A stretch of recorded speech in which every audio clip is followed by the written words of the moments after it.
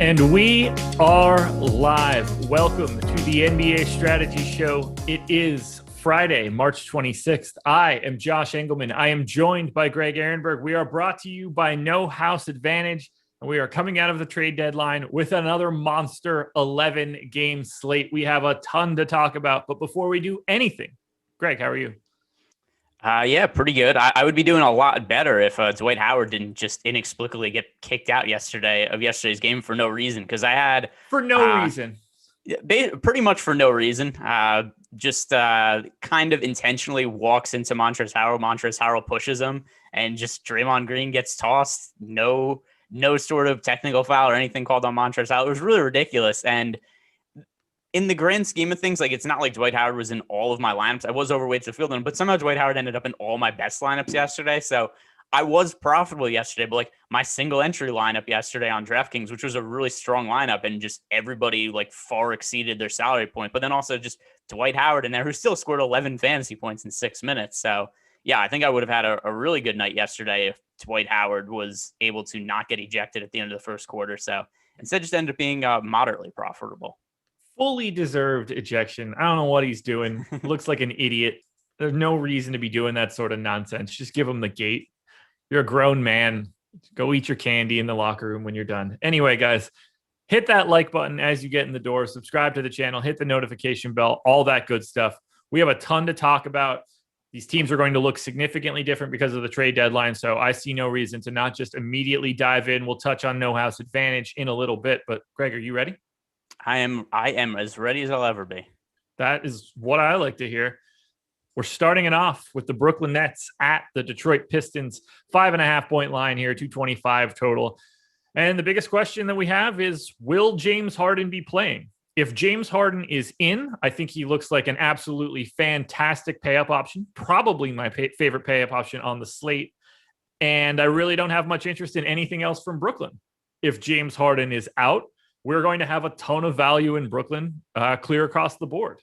So how are you managing the Brooklyn Nets right now?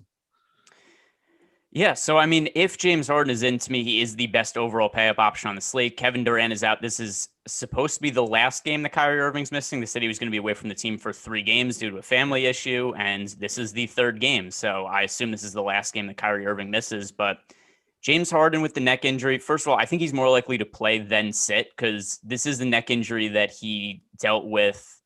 He got hit with a shoulder in the jaw, and this was like a week ago at this point. He was able to play 1 game through the injury.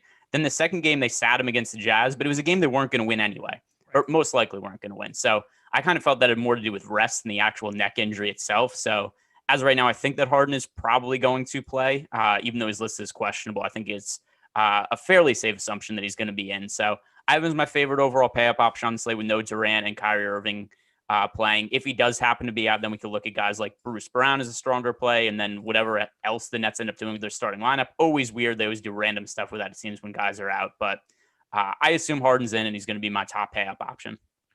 TLC, the flat minimum on FanDuel, 3,500. I would be looking at him if James Harden was out. And I am going to sneeze at some point, or at least I feel like it's just brewing, but now maybe that because I'm talking about it, it's going away. So I think I walked that one out of there. Is there anything else you want to think about for Brooklyn if James Harden is in? No, it would just be Harden for me, especially because like Bruce Brown, he's been priced up at this point for the there we go. There's the nope, not the sneeze. I'm just trying to clear it out. It's just real tickly. So Bruce Brown, he's been priced up at this point for the Kyrie Irving news, and it's the center rotation now. Like, I don't know what to make of like Nick Claxton, Blake Griffin, DeAndre Jordan. Like, that's a total mess to me. And it's 11 games, so there's going to be plenty of other spots to target that I don't think we have to go dumpster diving with the Nets. So on the Pistons side, not too much to really worry about here, although they are getting some bodies back, and I think that is at least mildly important. Dennis Smith Jr. is questionable. We'll see where that ends up. He is currently a very highly ranked player for me on DraftKings, which doesn't make me happy at all. Hamidou Diallo is probable, so he should be making his debut for the Pistons. Rodney McGruder, also probable. Have no idea what his rotation is going to look like, whether that's him or one of the other 10 guys that can be playing for the Pistons that aren't all that interesting. And DeLon Wright, the former starting point guard of the Pistons, is no longer on the Pistons. He has been shipped out to Sacramento for Corey Joseph.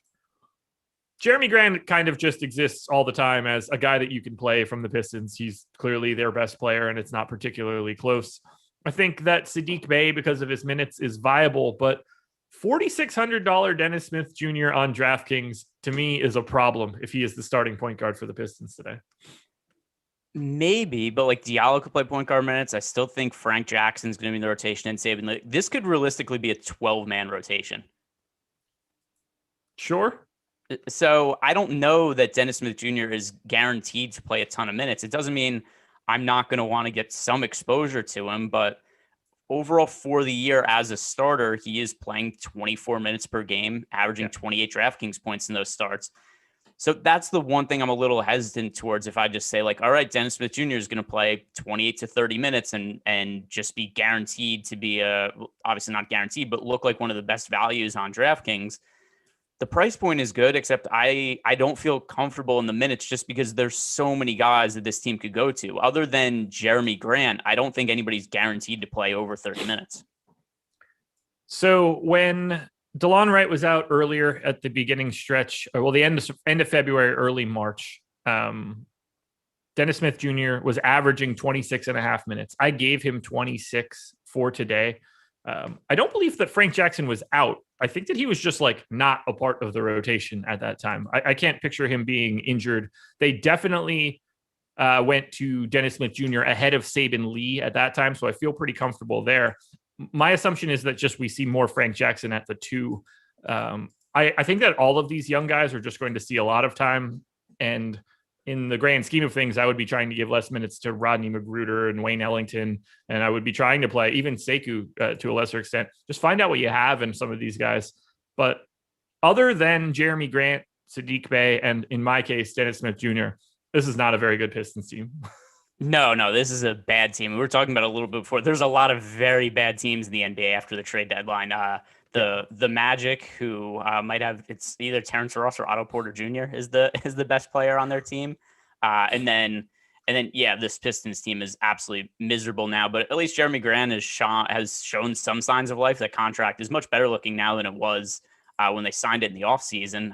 But I do have some interest in Jeremy Grant on both sites. He's somebody who's been a little bit underpriced with some upside now for the last month or so. And then beyond him, I want to see what happens with Dennis Smith Jr. and see what the starting lineup is, because I'm a little concerned that the point guard rotation ends up being like Hamidou Diallo, Dennis Smith Jr., and Saban Lee all getting minutes. That's fair. I think that's a very reasonable assumption. If Dennis Smith Jr. is starting, I think that he's a really nice option on DK as a value play. Favorite play in this game on FanDuel and DraftKings, I'm assuming, is Harden for you. Yeah, it's Harden by a long shot. All right. Boston Celtics, Milwaukee Bucks. This is a bit of a different Boston Celtics team now. Jeff Teague, no longer here. Javonte Green, no longer here. And then the big one to me, Daniel Tice, no longer here. All of the new guys I can't imagine are going to be playing. So Robert Williams, come on down. You're the starting center of the Boston Celtics for however many minutes you can stay on the floor against the Milwaukee Bucks, I guess. On FanDuel at $6K, I think that's very nice. On DraftKings at $6,400, a little bit less so. I think Tatum, Smart, Walker, Brown, all looking pretty similar. $5,700 Marcus Smart on FanDuel really stands out to me. Most of these guys aren't getting all that much ownership outside of 8K Jaylen Brown. On the DraftKings side, no one is above 8% ownership for Boston. I feel very strongly and differently about that. I would rather get to some Kemba. I'd like to get to some Marcus Smart at no ownership, 6,100. I'm happy to pay for these starters who I think are going to play, 34, 36 minutes against Milwaukee. This should be the most competitive game that you're trying to play in the regular season. I like the Boston starters.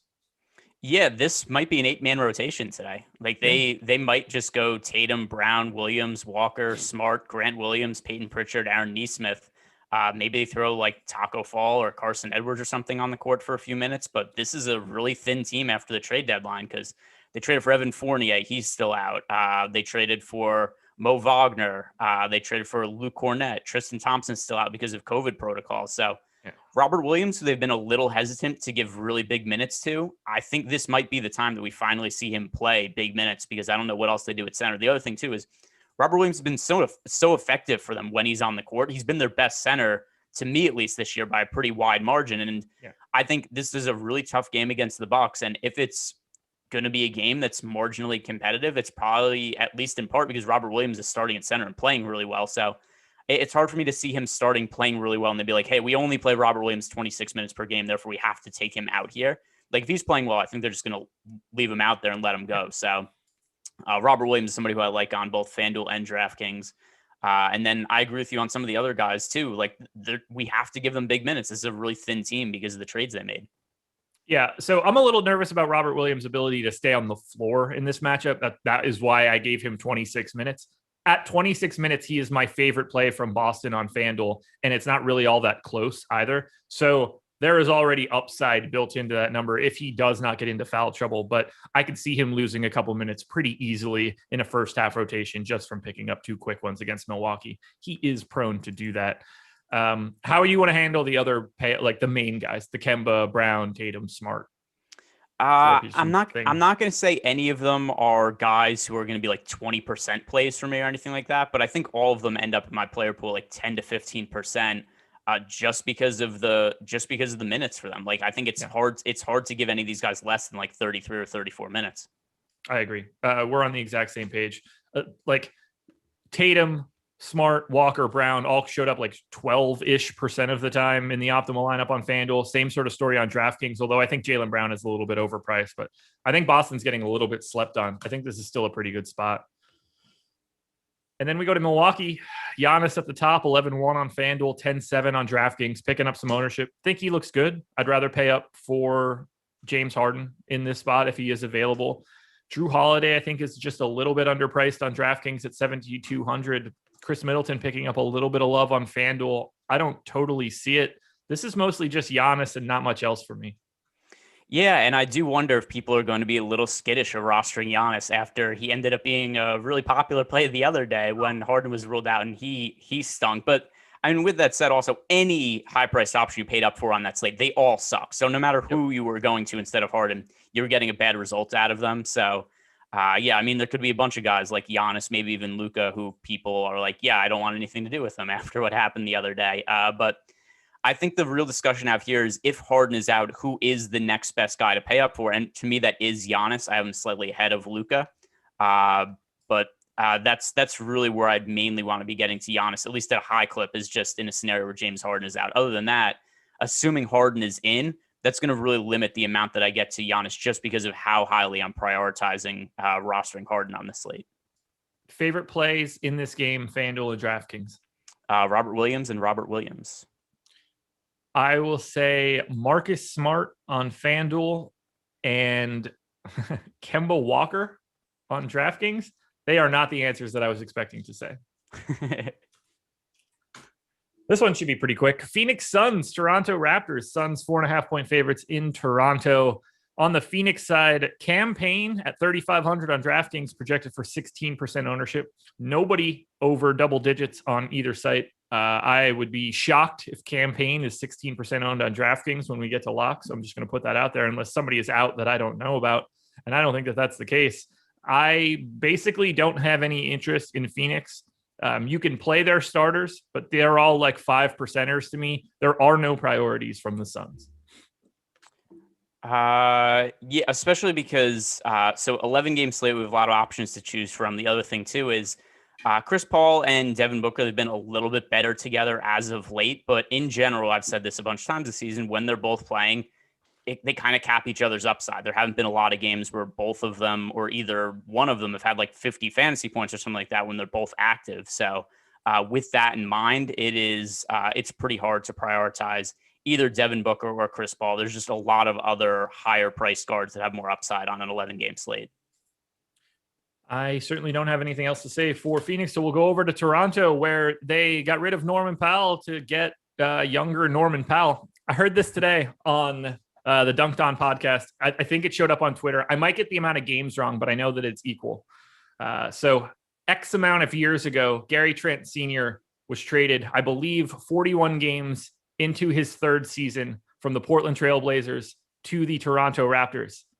This season, in Gary Trent Jr.'s third season, 41 games into his career, he was traded from the Portland Trailblazers to the Toronto Raptors. Both he and his father, at the exact same time in the exact same season of their careers, were traded from the same team to the same team. That is ridiculous. And in my opinion, a very clear indication that we live in a simulation. That said, what do you like for Toronto? Yeah, and not only that, but every single Gary in the league got traded yesterday. So there's a whole lot going on, which I mean, that's a lot of coincidences, right? Like it really is. I mean, I know people. I know there's people who are probably conspiracy theorists that are into like numbers and stuff. We're like, oh, look, this means this, therefore the sun's going to collapse later in the year, or something like that. But either way, I mean, it's a lot of things lining up there. As for the Toronto Raptors, with Kyle Lowry not getting traded, somebody who the other day I was saying, I can't believe Kyle Lowry's playing because it seemed like he was destined to be traded. But like something else we were talking about before the show, you know what happens with a lot of these trade rumors? They're kind of, I think a lot of them kind of get made up or overplayed by journalists just because it's easy clicks, right? It's an easy way to get ratings, easy way to draw viewership. Kyle Lowry, it looks like there was never any real serious offers on the table for him. I mean, if it's true that the Lakers could have had him for Taylor Horton-Tucker, that's certainly a swap they probably should have made. Taylor Horton-Tucker might not even be in the playoff rotation by the time they get there. So right. I don't know. Something about that doesn't really make sense to me. One guy who I like from Toronto, who I like the other day too, that I think is going overlooked is OG Anunoby. He's just underpriced on FanDuel and DraftKings relative to what we saw from him earlier in the year. Also, now that we don't have Norman Powell in the mix, I don't think that like greatly changes Anunoby, but it's one less guy on the wing that he's compete with minutes for. Also potentially opens up a little bit more usage in the starting lineup. So Anunoby to me, a little bit too cheap on FanDuel and DraftKings, and I love his defensive stats upsides on FanDuel. Yeah, I'm happy to get to some Anunoby. He's not going to get any ownership today, so I really do like him as a contrarian option. And again, much like the Phoenix side, if you get Van Vliet or Lowry or Siakam, like that, it's not going to break your lineup, but none of these guys are going to grade out as essential plays in this matchup. This is just not that kind of game. Yeah, it's gross. Yeah, and then beyond that, I mean, like, I'm not trying to predict. A lot of times people ask me, I don't know, this is one of the probably most popular players I get asked about is Chris Boucher. I guess all the time, how many minutes Chris Boucher is going to play? The answer is always, I have no clue. Yeah. And on an 11-game slate, just go elsewhere. If I knew how many minutes Chris Boucher could play each night, I'd probably be a multimillionaire. Yeah. Like he's one of the few guys in the league that you would want to know that number for, just given the variability and how long he could be out there. Because if you get him on the 29-minute day, like you might have the keys to the castle.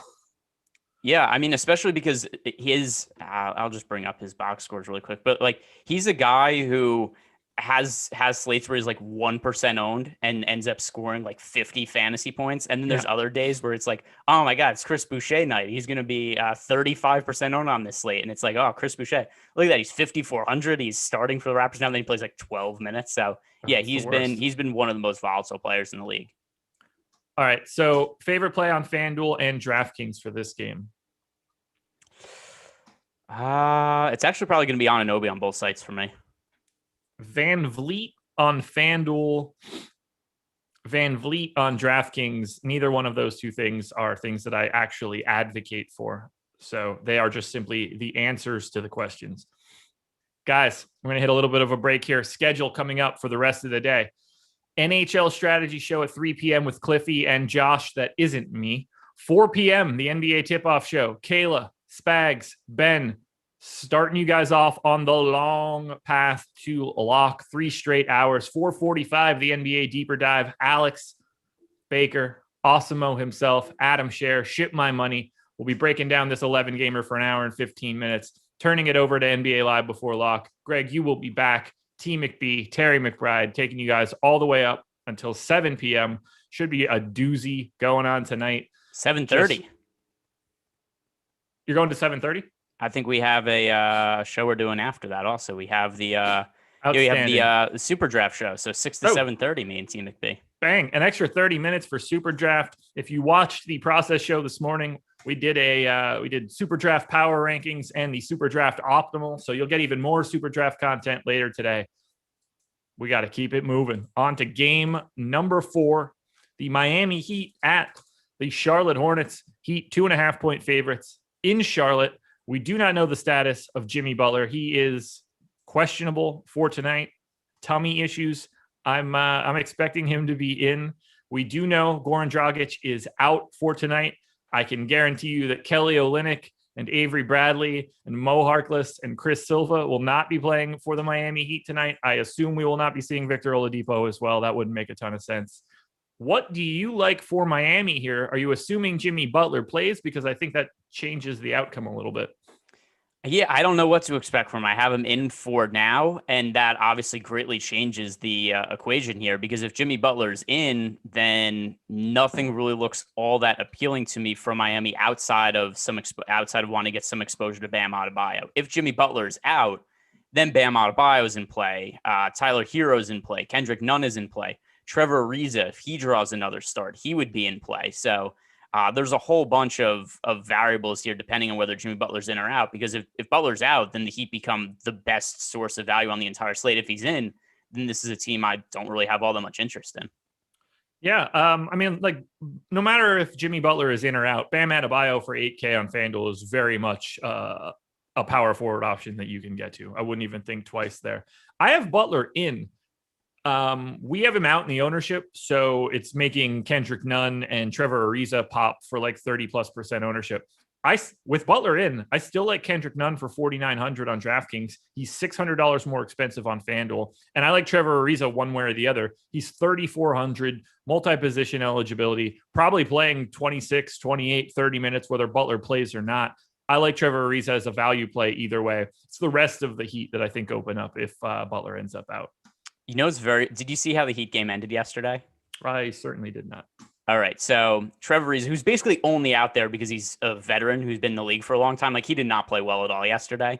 But they just have him in the league because he brings a veteran presence to the team. The game ended with, it was a tie game. He fouled Damian Lillard shooting a 3 as the time expired, and Lillard had all 3 free throws to end the game. So nice of him bringing his veteran presence to the Miami Heat. On the Charlotte side, we know that we're without LaMelo Ball. We don't really have anything else interesting going on with this Charlotte team. I think I think Gordon Hayward is wildly underpriced on FanDuel at 7K. He's 8K on DK. I'm looking at him pretty aggressively. PJ Washington, also similarly $1,100 underpriced on FanDuel in comparison to DK. They're both picking up 30% ownership on FanDuel. I don't agree with that PJ Washington number at all, but I still think he looks good. I think Gordon Hayward is also a little bit too high, but at the same time, he looks like one of the better options. On DraftKings, the Hornets basically don't exist. So Devontae Graham, I like on there's a big price difference between him on FanDuel and DraftKings. Yeah. So I like him on FanDuel 5,100, 5,700 on DraftKings seems about fair to me. Malik Monk is an interesting one just because if he was to get the minutes, looking at some of his numbers with LaMelo Ball off the court, then I think that he has pretty significant upside. The issue, though, with Malik Monk is that he only played 24 minutes last game. He played 27 minutes the game before. So I don't think that we could guarantee the minutes are going to be there. So right now I have some interest in Malik Monk, but it's with the caveat that once players start to get ruled out on this slate, he's going to just fade from me having interest in him. It's just kind of like an early morning thing where we don't have a lot of surefire value opened up. Then Malik Monk looks like a fringe option, but then it's probably something that fades away as the day goes on. Favorite play on FanDuel and DK in this game? It is Bam Adebayo on FanDuel and DraftKings. Well, I don't even know on DraftKings. There's nobody who looks all that great on draft. I guess it's Bam Adebayo for now. This is going to totally change based on the Jimmy Butler news also. Gordon Hayward on FanDuel, Trevor Ariza on DraftKings for me. 400 viewers in here, 73 likes, not nearly enough. Guys, hit that thumbs up. We need to be over 100. Stat. Oh, God. I don't think that... should we just skip this game because it's terrible? If anybody turns this on in League Pass today, you've got a real problem in your life. The Houston Rockets taking on the Minnesota Timberwolves. The Wolves favored here by a couple points. For Houston, obviously, things are looking a little bit different. No Victor Oladipo here. Unfortunately, we're probably rostering at least a little bit of this Houston team. Christian Wood, 7,700 on FanDuel, 8,400 on DraftKings. I think he looks pretty nice on FanDuel. John Wall has the keys to the ship now. Both sites, 82, 8,300. He's got to be in play.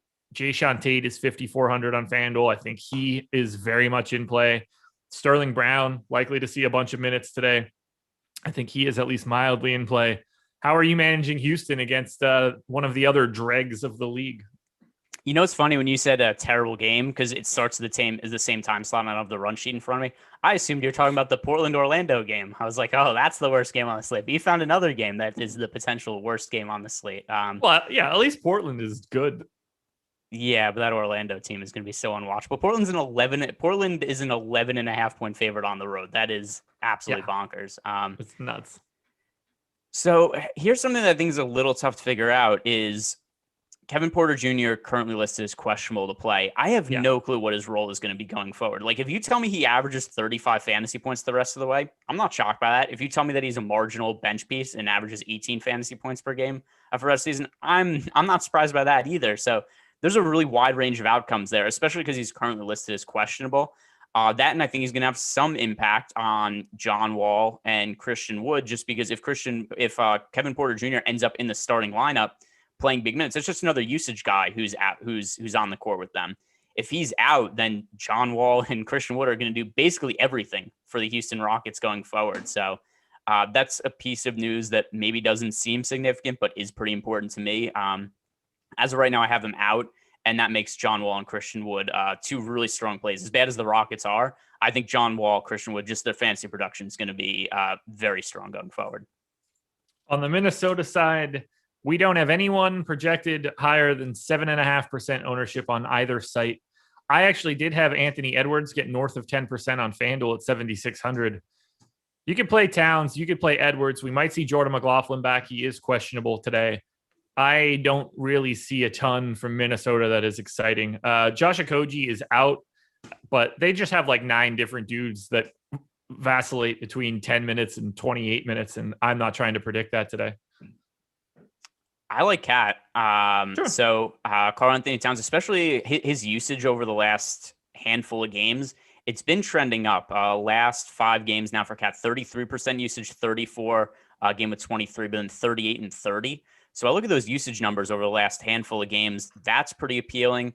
I mean, other than him and Anthony Edwards, nobody else is taking shots on this team. So Malik Beasley is due back soon. D'Angelo Russell's probably coming back in a couple of weeks. That's going to really throw a wrench into all this. But for now, Karl-Anthony Towns, to me, is somebody who's going overlooked. Really favorable matchup against the Rockets, I assume, with what the Rockets are throwing out there right now. And he's taking a whole bunch of usage right now. So Karl-Anthony Towns is somebody who I like quite a bit more in the field. Yeah, I've got him at 1.4 fantasy points per minute for this game, which to me is like a really, really nice projection for Towns. He still shows up as like basically just a guy. There's just a lot of value out there tonight in the center spot. Like, would you rather have Towns today at center on FanDuel, or would you rather have Bam Adebayo at 8K? So in that, I would rather have Bam, but I'm also thinking of it also from the DraftKings perspective, where I could roster multiple centers. Perfect. But yeah, on FanDuel, yes, just points per dollar. I would rather have Bam than Karl-Anthony Towns, but still Towns at 10K. It doesn't mean I don't want to get to Towns. Like, I'm still going to want to get exposure to him. But then DraftKings, where I could roster multiple centers, like Towns is going to be somebody who is probably going to be a pretty big part of my build, especially if his ownership stays so low. FanDuel and DraftKings favorite play? On FanDuel, it is Christian Wood. On DraftKings, Karl-Anthony Towns. FanDuel, Jayshawn Tate. DraftKings, Sterling Brown. And that makes me really uncomfortable with the words that come out of my mouth. So that's assuming Kevin Porter Jr. is out then, right? I gave Kevin Porter Jr. 20 minutes. Oh, okay. I don't know what to do with that dude. Yeah.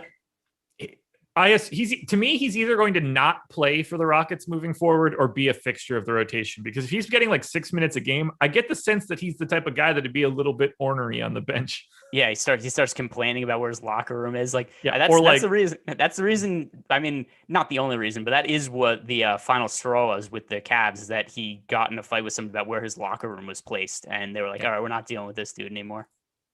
Denver Nuggets at the New Orleans Pelicans.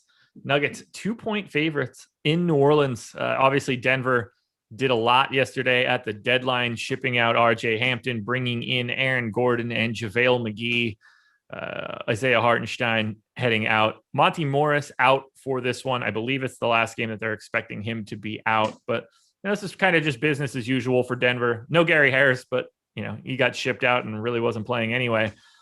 This is three people to me on FanDuel: Jokic, Murray, Porter. I would rank them Porter, Jokic, Murray. On DraftKings, I'm not really all that enamored with anybody from Denver, but a couple of these guys are just mildly playable, whether it's Jokic, Murray, Porter, Barton, Millsap, PJ Dozier. The prices are a little bit better on DK, but on FanDuel, you're paying for the three best guys on the team. How are you seeing Denver today? Yeah, nobody is really stands out as a great play. The thing that helps them the most is just the matchup against New Orleans. The total for this game is set at 231.5, so that is the highest total on the slate by a few points. Oh no, never mind. The Boston-Milwaukee game is higher, but so second highest total on the slate at 231.5. So that's favorable. But so Jokic, the only issue I have with him is that there's so many other pay up options on the slate that I prefer to him right now. And that's not even a knock on Jokic, but I want to get to James Harden. I want to get to Giannis. I want to get to Luka. And then when I just have all of these guys, and then at least points per dollar, I'd prefer Towns also. Jokic just probably isn't going to make it because it's an 11-game slate with a lot of options and can't roster everybody. So that's really where I fall with Jokic. And then it's kind of a similar feeling about guys like Murray, Porter Jr., Barton. They're all okay, except when it's 11-game slate, there's a lot of plays that are more than okay. I'm with you on the Jokic thought process there. I think there are better pay up options. On the New Orleans side, New Orleans going to be without JJ Redick as he has been shipped to Dallas with Nikola Melli. So for the Pels, we've got Lonzo Ball questionable, and this actually does have some big trickle effects, but Nickeil Alexander-Walker is already 5,300 on FanDuel. He's 5,300 on DraftKings. So it's not going to be the crazy value that could possibly exist if Lonzo Ball is out. I actually have him in right now. Doesn't really make this team look all that good. Zion, for me, the clear option on FanDuel. I do like Eric Bledsoe for 4,400 on DK, though, and that doesn't make me happy. No, but I mean, better you say it than me, because I was going to say if Lonzo Ball's out, then I think that Eric Bledsoe is in play. 5 starts this year for Nickeil Alexander-Walker, 30 minutes per game, 32.4 DraftKings points in those starts. So the price, like you said, no longer a crazy value. It's not like we're rostering NAW at like 3,900 or 4,400. But even at 5,300, probably not quite enough of a price increase just based on what we've seen from him overall as a starter this year. So yeah, if Lonzo Ball's out, assuming that we get a start from Nickeil Alexander-Walker, he would be in play for me as a pretty good value option. But nothing else I really want to get to from New Orleans. We've got fairly priced Zion Williamson, fairly priced Brandon Ingram to me, and just a lot of guys at those positions who are not as fairly priced. So nothing really stands out to me here. Favorite play, FanDuel, DraftKings. So I'm just going to assume that Lonzo Ball is in for the purpose of this, and well, it's really nobody. There's nobody I actually want to tell people to go out and roster from this game. Michael Porter Jr. on FanDuel, Eric Bledsoe on DraftKings. Barf emoji right there. Here we go. Portland Trailblazers at the Orlando Magic. Magic are double-digit underdogs at home. For the Portland side, we know they'll be without Gary Trent. Norm Powell likely not to be there today. But the real big news, Yusuf Nurkic is back. Now, I don't really expect that to matter at all today. I gave 28 minutes to Cantor, 20 to Nurkic. That feels about right to me. The Cantor minutes are the more important piece. Nurkic is not playable today on either side, at least in my opinion. This is Dame and CJ and nothing else. In particular, CJ, 7,500 on FanDuel, 7,700 on DraftKings. Went crazy scoring yesterday. I prefer CJ to Dame. Dame at 10-2 on DK is a really tough sell. 9,200 on FanDuel, having to roster 2 point guards, very much more in play. Are you getting to anything other than Dame and CJ? Not even really getting to Dame at this point in the day. It's with McCollum back in the mix. And by the way, FanDuel, I think you can make a case for Lillard, but DraftKings definitely no, especially considering the other options on the slate. Yeah. I mean, just look at what Damian Lillard's production has been over the last handful of games now that McCollum is no longer restricted. McCollum back playing full minutes. And then not to mention also that Nurkic, at least being back, he's going to take away some touches from McCollum and Damian Lillard. But Dame, who was just a staple of having a usage rate in the mid-30s and also a really high assist rate over the time that McCollum was out. We've seen him have a game with McCollum where he had 0 assists and 7 turnovers, and then his usage rate the last 3 games, 27%, 28%, 28%. It's still a significant number, but it's nothing like what we were seeing a few weeks ago when McCollum was out. So Damian Lillard, to me, there's just other guys I'm going to prioritize paying up for. Also, this Orlando team, I don't feel great about them keeping any games competitive at the moment. So that's something else that I think is going to matter a little bit to me. CJ McCollum, the price, it's kind of funny because since the time he's come back, his price has gone down as his minutes and usage have started to go up. And we've just kind of reached that point now where I was not on McCollum yesterday when I should have been. And to me, I think he looks pretty favorable today. On the Orlando side, we know they shipped out everybody: Fournier, Vooch, Aaron Gordon. I assume additional people that I can't remember. Aminu. As best I can tell, they have 9 active bodies. Terrence Ross is questionable. That would make 8. Michael Carter-Williams is projected for 30% ownership on FanDuel. I think he looks like a good play, but that to me is too high. Dwayne Bacon, James Ennis getting some love. I know that people are going to be looking at Terrence Ross today if he plays. He's 6,900 on FanDuel and 7,500 on DraftKings. I am not interested in Terrence Ross. I'd be getting to MCW, to Dwayne Bacon, maybe to Chasen Randall at 4,100 on DK. My guess is Khem Birch is the center and Mo Bamba plays the backup run there, but I don't really know. I thought Orlando would be a little bit more interesting, but I don't really think that they are. I want to see what the starting lineup is. Like if Mo Bamba starts at center, which I mean, here's why I think Bamba should start at center. He's barely played since he's come into the league. And at this point, he looks like a busted prospect. However, you might as well play him over the last, month and a half of the season just to see what you have there. And when he's been on the court in his career, he's been a good fantasy producer. Yeah. So if Mo Bamba is going to start, to me, and by the way, he has been priced up because of the Vucevic trade. So it's not like we're getting Mo Bamba at min price or anything. And he's 4,600 and 4,800 on FanDuel and DraftKings. But still, Mo Bamba is a guy who scores well over a fantasy point per minute. If we're going to see him start and play 26, 28 minutes, then we're looking at 30 plus fantasy points for Mo Bamba. But I really need to see a starting lineup here and whether Terrence Ross is in or out, because I have no expectations for what this team's starting 5 is going to look like. I don't think that Mo Bamba can play that many minutes. What do you think happens? He just falls apart? I mean, he had from what I understood, a pretty negative bout with COVID earlier. How many times has Mo Bamba played north of 24 minutes in a game? My guess is that it's certainly not happened this year and maybe not ever.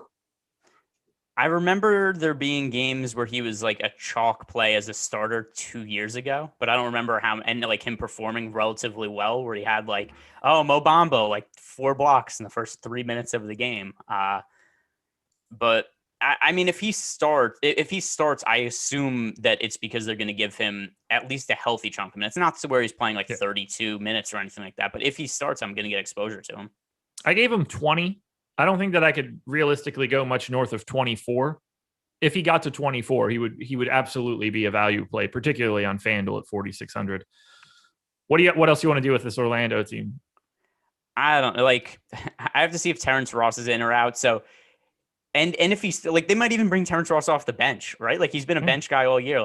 Who knows what they're gonna do? I don't want to say for sure that any individual guy is a great value play without knowing. Are they gonna start Kareem Maine? I mean, that's who do you think starts for them? The word you're looking for there is Mane, but that's neither here nor there. Whatever. Who do I think starts for them? Michael Carter-Williams, Dwayne Bacon, Terrence Ross. Khem Birch, James Ennis, Chuma Okeke. I don't know, man. All these guys suck. It's a bad team. Look, if Terrence Ross plays, Michael Carter-Williams, Terrence Ross, I think are starting. I'd be shocked if they brought Terrence Ross off the bench, unless he's actually limited. If he can't play a ton of minutes, it wouldn't surprise me as much. But if Terrence Ross can't start for this team, he might MF Steve Clifford until the end of time. So the other thing also that Michael Carter-Williams at 5,500 on FanDuel, to me, that's a pretty appealing price point, especially if Terrence Ross is out.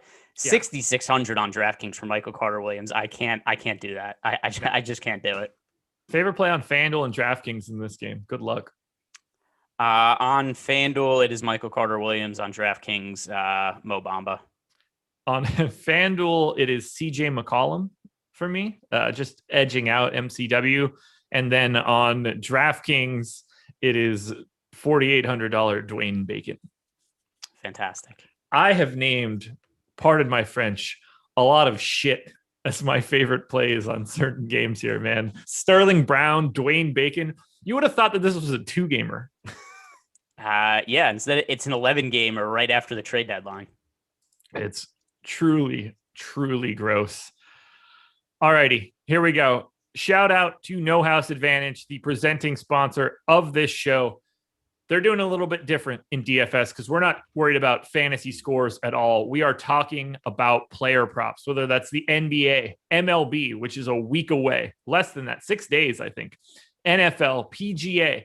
You're picking, they're providing you player props. You are ranking them in order from number 10 to number 1. You get 10 points for number 10, 9, 8, 7, 6, 5, all the way down the line. And the good news is those lines say stale. When they come out in the morning, that is what they're going to be all day. So you can pay close attention to those lines, try to grab some stuff. If somebody gets ruled out, you can find better information.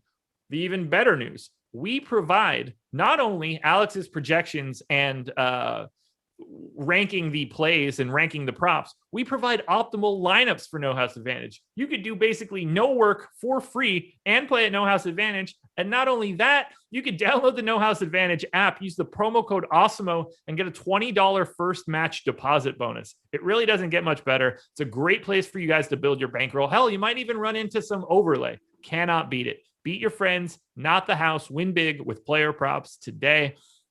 That is No House Advantage. Free content today at awesemo.com. That No House Advantage stuff is free all the time. Can't miss it.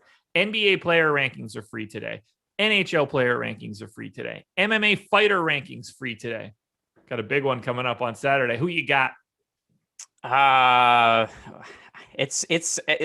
think it's really funny just in general that Ngannou's favored in this fight. So Stipe is widely considered to be the best heavyweight in UFC history, is an underdog for, I want to say like 4 of his last 5 fights now or something like that. But yeah, it's if Ngannou wins, it's not going to be competitive. If Stipe wins, it's also probably not going to be competitive either. Quick knockout, or Stipe's ever survive the first couple of minutes and go deep into the fight. And then not talk about this too long, but something else I think is funny. So in terms of this fight, so Francis Ngannou, the issue in the first fight with Stipe, basically he had like 2.5 minutes of cardio, got tired, and then just got a wrestle left and wasn't able to get back into the fight. Ever since then, he's looked really good. I still have no clue if he has more than 2.5 minutes of cardio. Yeah. We might never find out for the rest of his career. So I'm not surprised that he's the dog in this fight. My expectation is that Francis Ngannou puts him to sleep. Obviously not confident in that. You said this, and I know that this is not going to be like the way that you think, but it is something I hear a lot where it's just like, well, Francis will knock him out or Stipe will take him into deep water. Let's be clear here. Stipe can put him clean to sleep, no problem, just as early. Like, we've seen it happen. He's got that ability. It wouldn't shock me at all if when Ngannou is throwing those big, huge lunchbox mitts at him, that Stipe just hits him clean with some crisp boxing. Like that is also very, very possible for me. But if Stipe drags this fight to the ground, in the first round in particular, it's going to be a long night for Francis Ngannou. Certainly want to see it. And I'm really bummed that we lost the Volkanovski Brian Ortega fight. That sucks because that was going to be real fun. Yeah. Also sucks that the card, I think, has 9 fights on it now, or 10. Yeah. Sucks. I don't want to have to stay up till 1:00 to watch the only fight that I care about. All right. We've got 4 more to go. Let's pick it back up here now with the Indiana Pacers at the Dallas Mavericks. No real news for Indiana other than just pour one out for TJ Warren's season. He's going to be out for the rest of the year. That's really a bummer for Indiana. I was really anxious to see what this team looked like at full strength. They got a lot of really solid, like above average dudes. Very Detroit Pistons-esque, but probably like a step below them. Not current Detroit Pistons, but like when they were good Pistons. not too much that we need to talk about. Nobody in double digits in ownership on Indiana from DK. We got Justin Holiday picking up some love at 3,900 on FanDuel. Sabonis, Brogdon, both getting a little bit of love too. And that's kind of just who I'm looking at. They are just guys to me.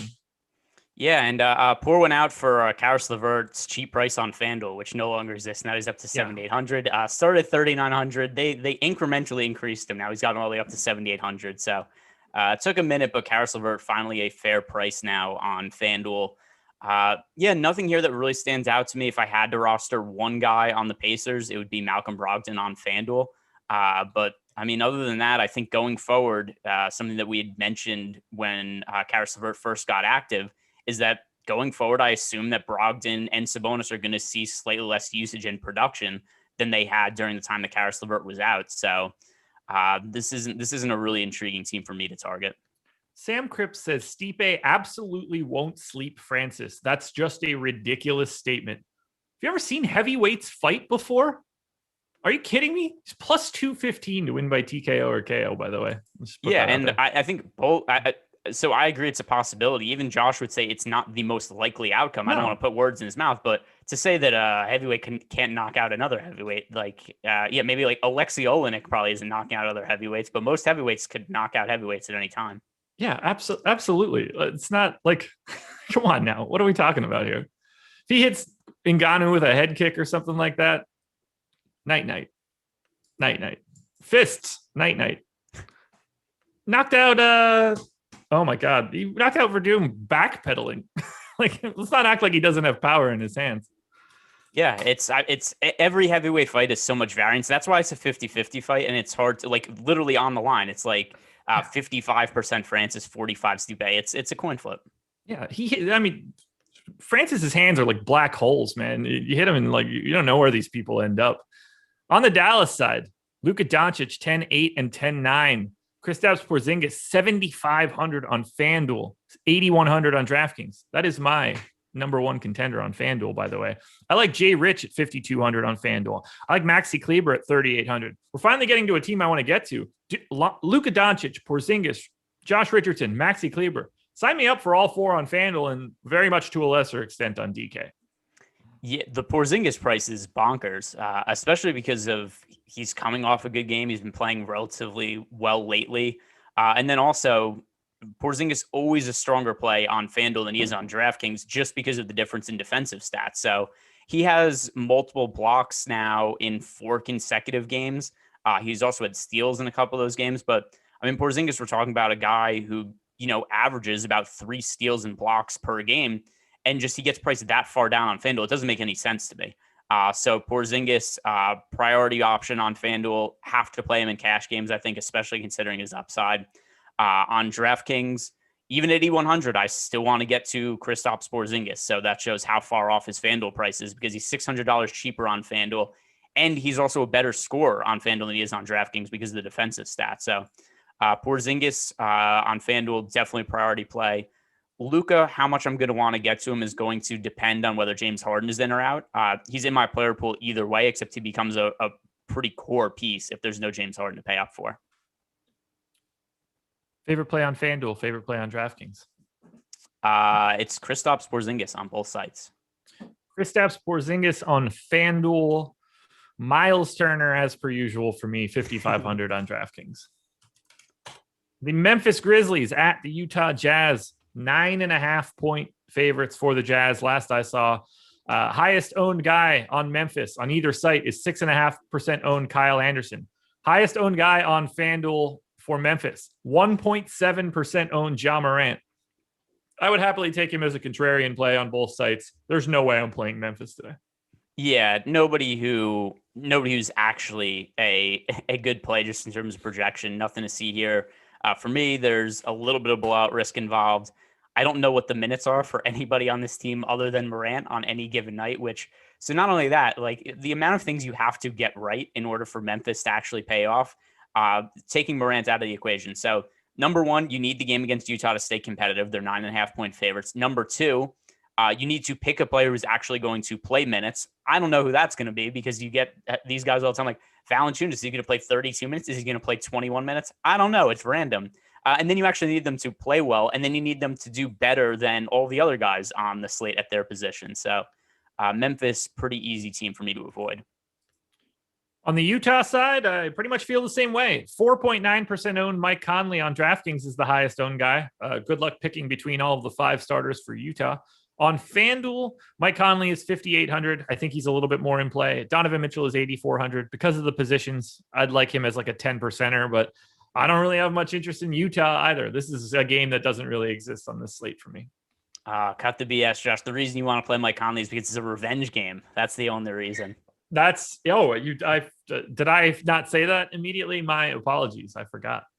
I think 5,800 is a decent enough price tag to where he would make it into my player pool on FanDuel. Yeah. But other than that, I just think there's better plays at all the positions from here. This isn't an appealing game at all. By the way, I did miss that revenge narrative on Mike Conley. That's not my favorite revenge narrative, though. I want to make sure that I get a lot of Grayson Allen also bringing the revenge in this one. Favorite play on FanDuel and DK, go.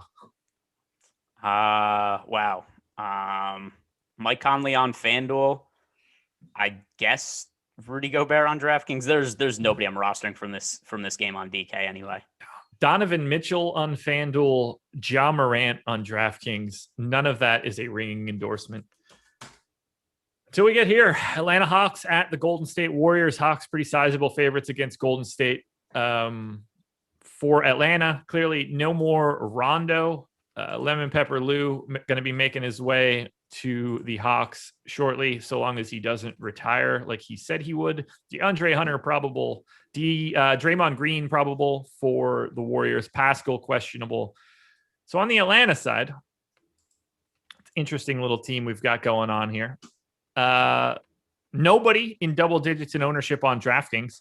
I think that's kind of weird. To me, they're quite a bit under owned, whether that's Trae Young, Capella, Bogdanovich at 4,600. I like those guys against Golden State. It's a really nice spot, pace up spot as well. Trae Young is in double digits on FanDuel. I really like Bogdanovich once again for 4,200. Went really well the last time out. What are you doing with Atlanta? This is a really nice spot. I like Trae Young a lot on FanDuel. I'm struggling with the minutes on the wing, though, because Danilo Gallinari, I think DeAndre Hunter's minutes are going to start to go up a little bit, but then we've also got Bogdanovich, like you mentioned, Kevin Huerter, Tony Snell. I don't think that he's going anywhere in the rotation, so it's hard for me to look at Bogdanovich. Even after he played 31 minutes and played well last game, I don't expect him to get those minutes again. And on the whole this year, he's not been a good fantasy producer for the Hawks, so it's hard for me to get there, especially if there's going to be a whole bunch of value on the slate. Really, to me, the top play here is Trae Young on FanDuel, where he is under-owned and underpriced. Really favorable matchup against, well, not really favorable because the Warriors have actually had a good defense this year, but I mean, still a game that it's expected to have a fairly decent number of points scored at 220. It's a slate that has a lot of lower totals on the night, and Trae Young at 8,700 on FanDuel. He's somebody who we've generally seen priced like $1,000 more expensive. So going up against the Warriors, no Steph Curry, I think the Hawks should win this game, and I like Trae Young on FanDuel. On the Golden State side, as we know, we're going to be without Steph. Wiseman, Poole, and Wiggins all north of 16% ownership on FanDuel. Poole, Wiggins, Oubre, and Wiseman all pretty heavily owned on DraftKings as well. Wiseman was a pretty big letdown yesterday, unfortunately. Did see the minutes, but 4,200 again on FanDuel.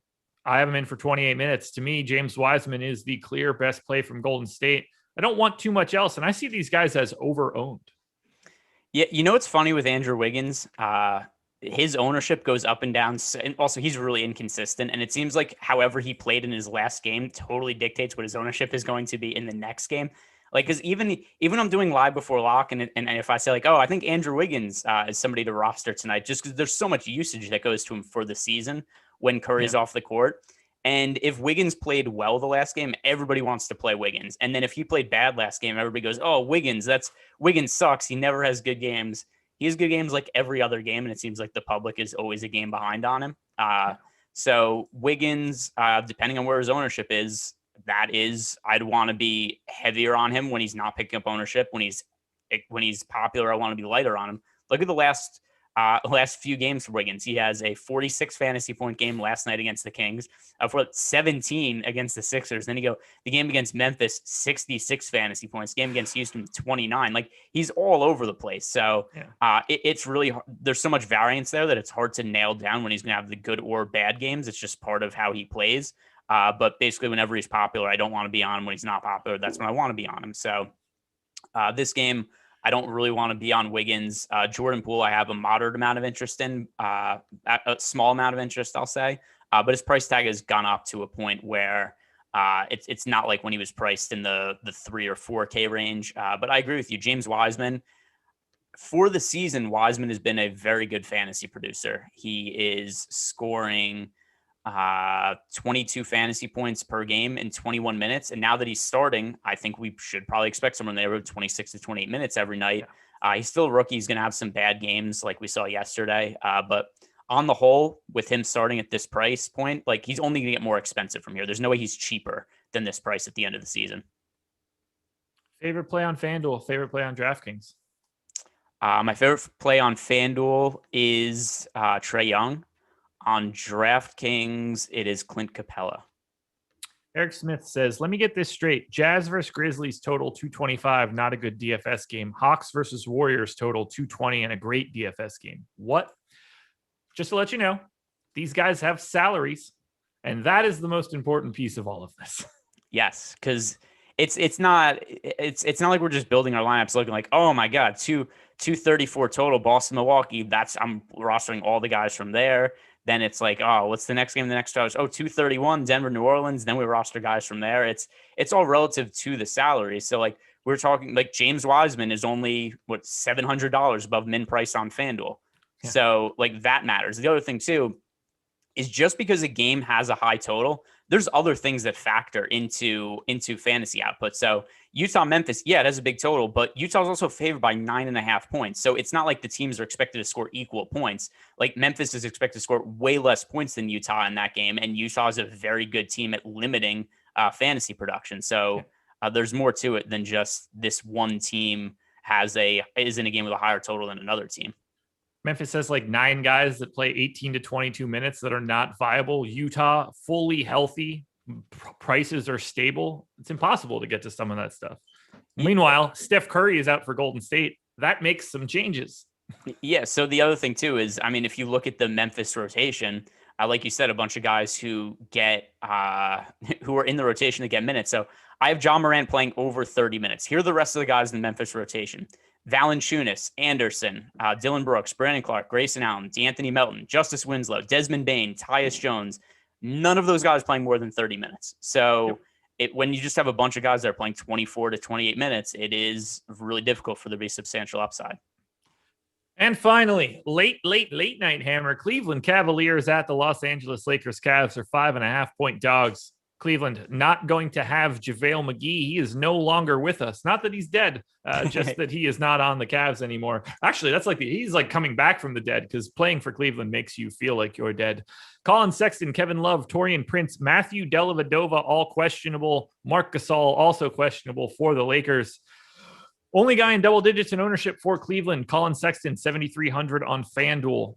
I don't really see anybody else that is viable here. These are all like 5 to 10 percenters. Are you trying to play anybody from Cleveland right now, or do we just need to wait until we get news to see if anybody's out? Yeah, we need to wait. And by the way, talking about and we're not going to get that news. Yeah, but also talking about totals for this game, a 209 total. This is by a pretty wide margin, the lowest on the slate. The next lowest is Miami Charlotte, 215.5. So we're talking about 6.5 points. This is the lowest total on the slate. And we don't know who's playing. And if a lot of these guys are game time decisions, the issue becomes not only might they be out, but we run out of guys to pivot to. So as of now, this is a game that I'd rather just leave out of my player pool and then just, or at least the Cleveland side, and then just adjust if we find other news later. On the Lakers side, to me, losers of the trade deadline, not doing anything, but we'll see how we come out of the buyout market. No one on FanDuel in double digits in ownership. Harrell, Schroeder, and KCP all just north of 10. I still like Harrell, 7,500 or 7,400, FanDuel or DraftKings. Kuzma for 7,200 makes me nauseous, but I also like him more than the public. Are you liking anything from the Lakers in the late night hammer? Not really. If I had to roster one guy, it would be Montrezl Harrell, just because I think the minutes are relatively stable for him. With this being a tail end of back-to-back, Marc Gasol potentially not playing, Anthony Davis still out, LeBron's still out. On a points per minute basis, Harrell is a very strong fantasy producer, but also the price has gotten to a point where it's not like he's all that appealing. So moderate, like a very small amount of exposure to Montrezl Harrell, but nothing else here that I really like all that much. And then this is a game where the total is a little bit of a concern. Also, tail end of a back-to-back for the Lakers. Do you have any favorite plays in this one that we can actually talk about? No. Like I would say it's Montrezl Harrell, but like I'd rather play Bam Adebayo on FanDuel. I'd rather play a whole bunch of other centers on DraftKings. So no. Final thoughts before we get out of here. 11 games up, 11 games down at 11:01. Not gonna lie, that was pretty good. Yeah, let's hold off on the crazy injury news today. I hope James Harden plays. Other than that, let's just have a relatively normal-ish slate. All righty. Well, that will do it, guys. We made it through the work week. Thank you very much. Hit that like button on your way out the door. Subscribe to the channel. You guys have been a little lax on the subscriptions as of late. We're keeping an eye on you guys. You were really, really good about it heading up to that 50K, and you just think, okay, we're subscribed. We don't got to do this anymore. Keep subscribing, guys. It helps us out a ton. We've got plenty of content coming up for the rest of the day. Good luck tonight, everybody. Keep your eyes peeled to Awesemo NBA for all the news you get. Enjoy your weekend. I will talk to you guys again on Monday. Greg will see you guys again later tonight.